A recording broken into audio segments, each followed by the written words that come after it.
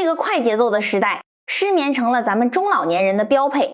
多少人躺在床上翻来覆去，就像煎鱼一样，两面都得落，心里头装着事儿，脑子里跑着马，越想睡越清醒。你总觉得是身体出了毛病，于是拼命买保健品，吃安眠药，结果呢，钱花了，觉照样睡不着。其实真正的病根不在身体，而在心神。真正的解药不是昂贵的补品，而是顺应天道的睡前习惯。药补不如食补，食补不如睡补。人这辈子最大的福报就是能睡个安稳觉。古人讲一夕不卧，百日难复，睡觉不仅仅是休息，更是身体深度修复和排毒的时刻，是阳气收藏、阴气滋养的关键。如果你每天晚上都在耗着，那就是在透支生命的余额，就是在跟老天爷借寿命。今天我不卖药，也不推荐什么神器，只给大家分享10个睡前小习惯，这些都是老祖宗留下的道家精华。只要你能坚持做，不用花1分钱，就能把身体里那盏快灭的灯重新点亮。请你静下心来，听我慢慢道来。第一件事儿，把手机请出卧室。手机是现代人的精神鸦片，更是偷走睡眠的头号元凶。多少人原本有睡意了，一刷视频就停不下来，越看越兴奋，越看越焦虑。原理是什么？从中医讲，久视伤血。晚上是肝血归巢的时候，你眼睛死盯着屏幕，肝血就一直在消耗。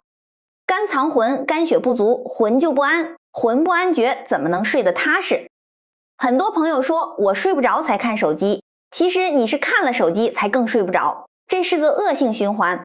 具体操作，到了晚上9点以后，你就把手机关机或者放在客厅充电，坚决不带进卧室。你要告诉自己，天大的事儿明天再说，这个世界离了谁都照样转，但你的身体离了睡眠就要停止运转。体验描述，当你把手机放下的那一刻，你的心才能真正静下来，你的神才能慢慢回归。你会发现困意其实就在身边等着你，像一只温顺的猫，你安静了它就靠过来。小提醒，别给自己找借口，说什么我就看10分钟，10分钟会变成1小时。试着把卧室变成一个纯粹的休息空间，没有蓝光，没有信息轰炸，只有安静和祥和。坚持3天，你就会发现入睡时间缩短了一半。第二件事儿，梳头通阳，病气自散。头为诸阳之会，咱们身上所有的阳精都汇聚在头上。很多中老年人经常觉得头晕脑胀，记忆力下降，甚至掉头发，其实都是因为头部的经络堵了，气血上不来。原理就是不通则痛，通则不痛。具体操作，睡前不要急着躺下，找一把木梳子，或者干脆就用咱们的10根手指，从额头开始往后脑勺梳，一直梳到脖子根，动作要慢，要有力度。指腹要紧贴头皮，感觉像是在给土地松土一样。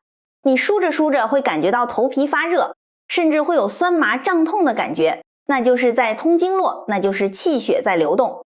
道家讲梳头就是疏通天门的通道，能把一天的疲劳和浊气都疏散掉。体验描述，坚持梳上100下，你会觉得头脑清醒，眼睛明亮，整个人的压力瞬间释放了一大半。那种放松是从头开始的，像卸下了1000斤重担。小提醒，梳的时候不要图快，一下是一下，力度以不疼但能感觉到渗透为宜。如果你有头皮屑或者头发油腻，可以先洗个头再梳，带着这种头皮发热的感觉入睡，梦里都是香甜的。第3件事，热水泡脚，引火归元。俗话说，人老脚先衰，树老根先枯。脚是人的第2心脏，也是离心脏最远的地方，最容易受寒，最容易气血不达。很多中老年人晚上睡不着，是因为上热下寒，脑子里热烘烘的想事情，脚底下却是冰凉的，这就是心肾不交。水火不济原理，心火下不去，肾水上不来，人就失眠。解决这个问题的最好办法就是泡脚。具体操作，打一盆热水，水温稍微高一点，但不要烫伤，把脚放进去，让热水没过脚踝。你会感觉到一股暖流从脚底涌泉穴升起，顺着小腿、大腿一直暖到腰部，暖到全身。这时候你脑子里的虚火就会慢慢降下来，回归到肾水之中，这就叫引火归元。体验描述，泡脚的时候不要看书，不要聊天，就闭着眼睛感受那股热量，像给树根浇温水一样。大概泡个15到20分钟，微微出汗就好。你会发现那种困意就像潮水一样涌上来，挡都挡不住。小提醒，千万不要大汗淋漓，那样反而伤气。出一点毛毛汗就是最佳状态，泡完脚擦干，再搓搓脚心100下，效果翻倍。糖尿病朋友注意水温别太高，让家人帮忙试一下。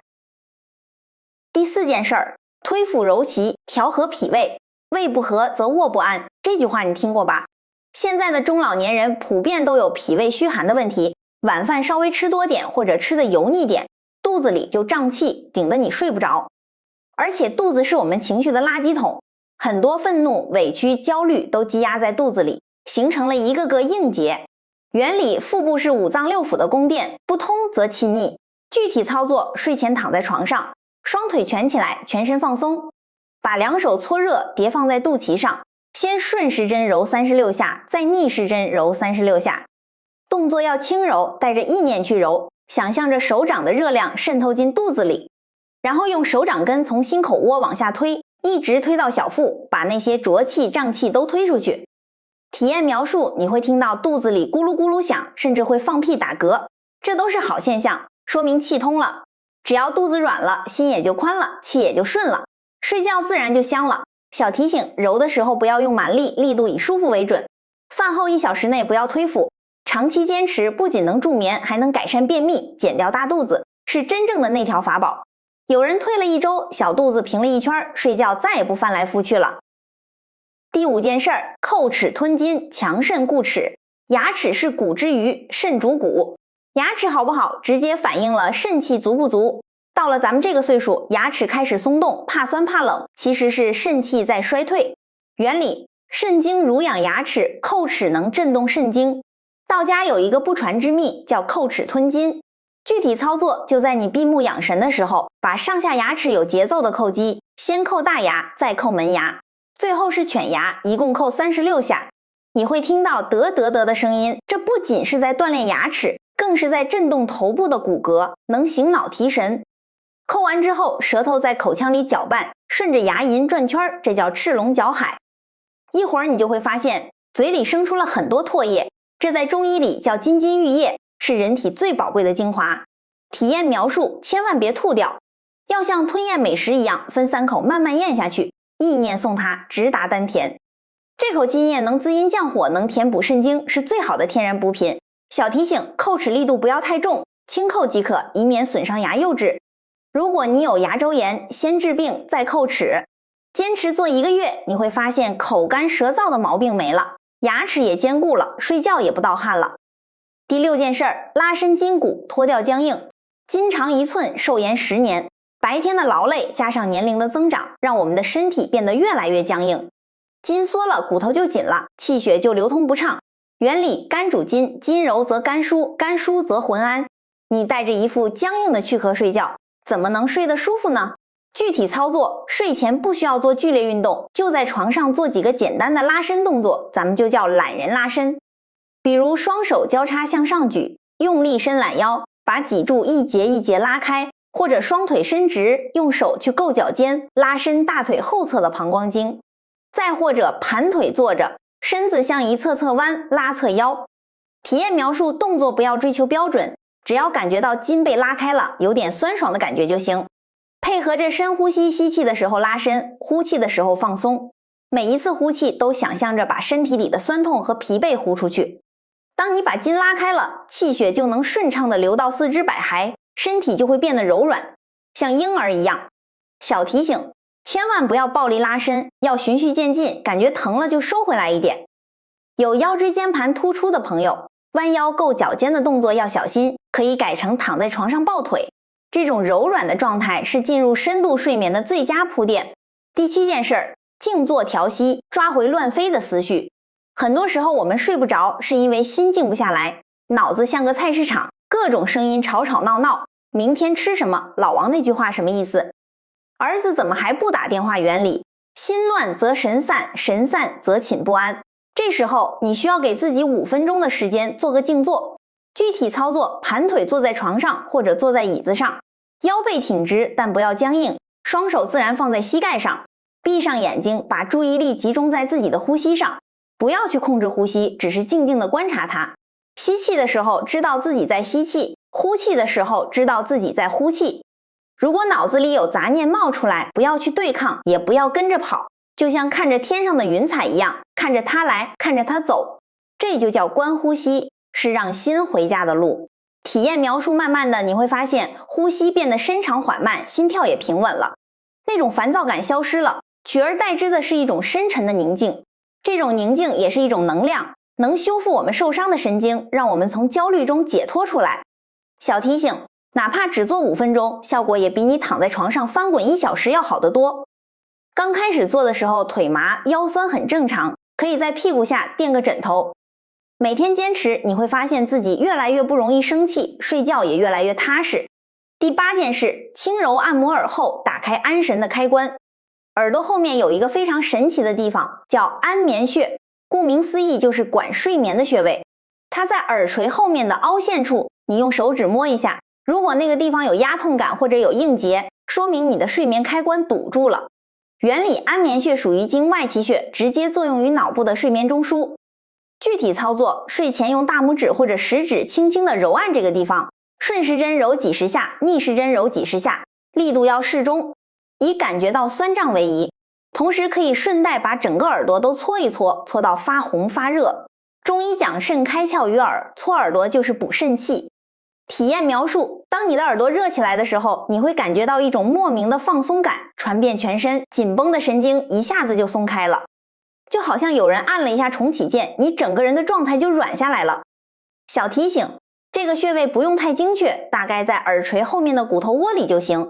对于那些入睡困难容易惊醒的朋友特别管用，它就像是一个开关，按一下身体就知道该休息了，该断电了。有的人按着按着就直接睡着了，手都忘了放下来。第9件事，哪怕装也要装出一副感恩的心态，清理情绪的垃圾。这听起来有点虚，但其实非常实用。很多人晚上睡不着，是因为心里有怨气，怨恨老伴不体贴，怨恨儿女不孝顺，怨恨命运不公。原理，怨气伤肝，肝郁化火，火扰心神。带着怨气睡觉，那是给自己喝毒药，梦里都在打架。具体操作，睡前请你做一个情绪的清零，躺在床上回想一下今天发生的哪怕一件小事值得你高兴的，比如今天的天气不错，今天的饭菜很合胃口，或者路边的一朵花开了，在心里默念一句谢谢，感谢万物，感谢自己，感谢还活着，然后告诉自己我原谅所有人，我放过所有的事儿。体验描述，当你心怀感恩的时候，你的身体会分泌有益的激素，你的磁场会变得柔和，这叫以阳制阴，用正能量去化解负能量。小提醒，一开始你可能觉得假，觉得没什么好感谢的，没关系，硬想，逼自己想，哪怕只是感谢自己今天还活着也行，不要觉得这是自我欺骗，这是训练你的大脑去发现美好。心宽1寸，路宽1丈。原谅不是为了别人，是为了你自己能睡个好觉。坚持做这个情绪清零，你会发现梦都变得祥和了。第10件事，卧如弓，找对睡觉的姿势，姿势不对，起来受罪。很多老人喜欢趴着睡，或者整个人平躺的像个僵尸，这都不利于气血运行。原理，药王孙思邈说过，屈膝侧卧，一人气力。具体操作，最好的睡姿是像一张弓一样右侧卧。为什么要右侧卧？因为心脏在左边，右侧卧不会压迫心脏，而且有利于胃里的食物向肠道输送，也有利于肝脏的藏血。当然这也不是绝对的，如果你觉得不舒服可以适当调整，但原则是身体要放松，脊柱要自然弯曲，找一个高度合适的枕头，把脖子托住，两腿微微弯曲，一只手放在耳边，一只手放在身上。体验描述，这种姿势是婴儿在母体里的姿势，是最有安全感的姿势，也是最能养护阳气的姿势。当你摆好这个姿势，你会感觉到一种回归本源的安稳，仿佛回到了母亲的怀抱，全身的肌肉都松弛下来，呼吸自动变深。小提醒，枕头的高度很关键，侧卧时枕头应该与肩同宽，让颈椎保持一条直线。如果你习惯左侧卧，也不是完全不行，但能右就右。另外，膝盖之间可以夹一个小薄枕头，这样骨盆就不扭曲，对腰椎更好。我跟大家分享的这10个习惯，看似简单甚至琐碎，但每一个都蕴含着深刻的医理和道理。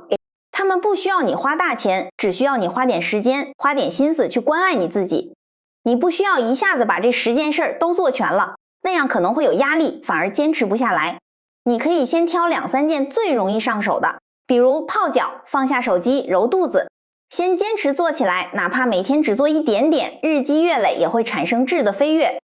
养生不是一场突击战，而是一场持久战，是对自己身体的一种长情的告白。我们要明白，到了这个年纪，没有什么比健康更重要，没有什么比睡个好觉更奢侈。